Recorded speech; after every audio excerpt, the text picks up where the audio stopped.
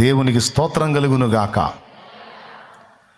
ఇక యేసు ప్రభువులోకి వచ్చిన వాడికి కాలము తానే అయి ఉన్నందున ఇక బ్యాడ్ టైం లేదు. ఇక అది మీరు గుర్తుపట్టాలి. క్రీస్తులోనికి వచ్చిన వాడికి ఇక బ్యాడ్ టైం లేదు. అన్ని టైములు శుభకరములే.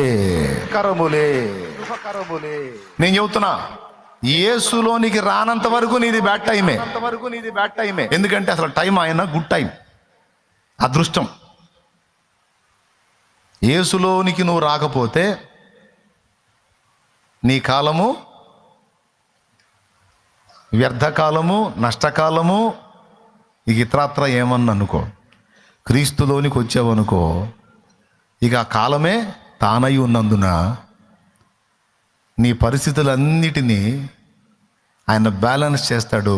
ఇక ఆయనలోనికి వచ్చిన వాడికి ఏ కాలమైనా, శోధన కాలమైనా, శ్రమ కాలమైనా, బాధాకాలమైనా, ఏ కాలమైనా కాలమే తాను గనుక అన్ని కాలాలను నీకు అనుకూలంగా మార్చ దమ్ము కలిగిన వాడు ఆయన. ఈ ఒక్క ముక్క మీకు అర్థమయ్యేటట్టు చెప్పాలని పూనుకున్నా ఈరోజు. దేవునికి స్తోత్రం కలుగును గాక. హల్లెలూయా. మరి అల్ఫాయు ఒమేగాయు అంటే అర్థమైంది.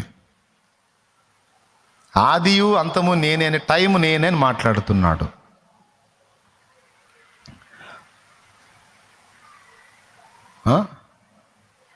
దేవా, నీ దినములకు, నీ సంవత్సరములకు అంతము లేదు. ఆయనే సంవత్సరం, ఆయనే సంవత్సరం. ఇదే మాట భారతీయ సనాతన సాహిత్యమైన వేద సాహిత్యంలో కూడా ఉంది.